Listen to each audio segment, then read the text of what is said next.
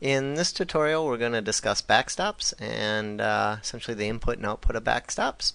So again, we've got our same decline-incline conveyor, and right away we can see, okay, if we've got the flats and the inclines, or just this incline under low friction, it's probably going to be a problem for for rollback. We're probably going to need a backstop. And sure enough, if I click our backstop tab, here's each one of our load cases. You notice this is just an all tab here. It's just a summary of all our cases, but it lists each one individually.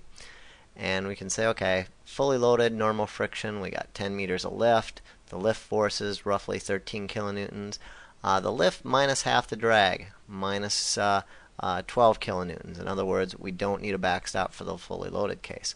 But for this all inclines and flats, high friction, you bet we need a backstop in that case.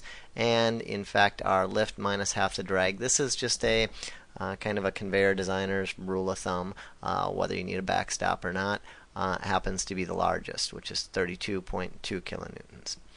So if we go up to our geometry, and I click on our geometry tab there, obviously for this conveyor, the logical point to put a backstop would be on our primary drive motor.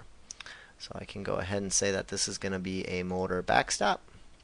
Come back to our main page, and I click on our backstops, and now I can specify, is this a low speed backstop, i.e. is it on the opposite side of our drive, or in between our reducer and our drive pulley, so it's going to be low speed.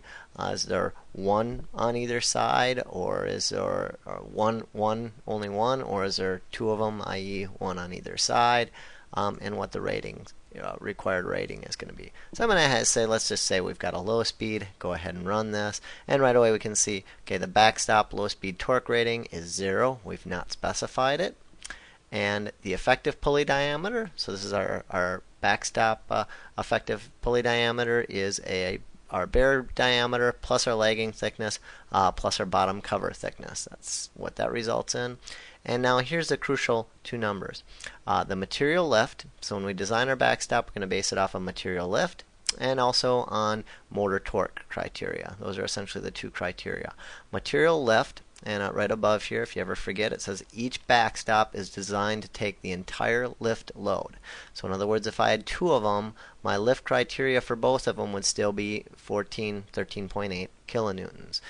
Even if I had three of them, the Sidewinder assumes that each backstop must be able to take the full lift load. However, load sharing is assumed for motor starting torque loads. In other words, when we go to start this conveyor, depending on what we specified for a maximum starting torque, we haven't specified here, so Sidewinder is going to default to 150%. But you can see here, if I put in 200%, let's say at a cross the line start or something like that, my low speed torque based off of the motor torque criteria is going to increase. You can see that's went from 72 now to 96. So what this is saying is, if we wind this motor up at 200% nameplate, or whatever value is reasonable, if you got a fluid coupling, maybe it's 140, if we put that in there, it's going to take and say what torque can you have in an aborted start condition. So in other words, we go to start the conveyor, and you've got this full torque, or 140% motor torque going into your conveyor, and let's say the power trips. Now that whole torque snaps back, and your backstop needs to be able to absorb that.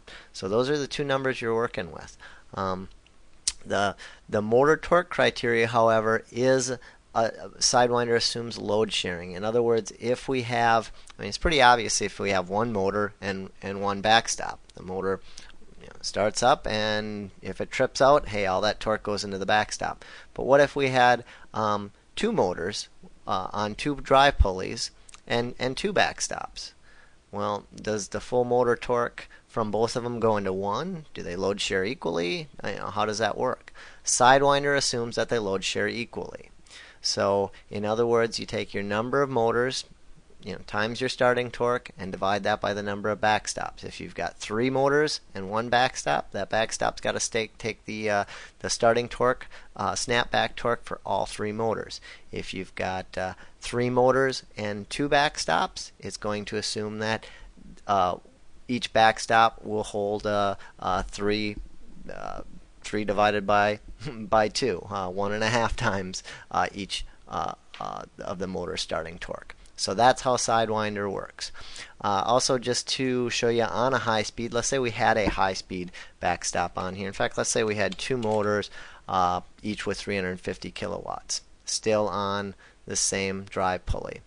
And rather than a low speed, let's say we're going to use these as high speed. So I'd simply specify high speed here.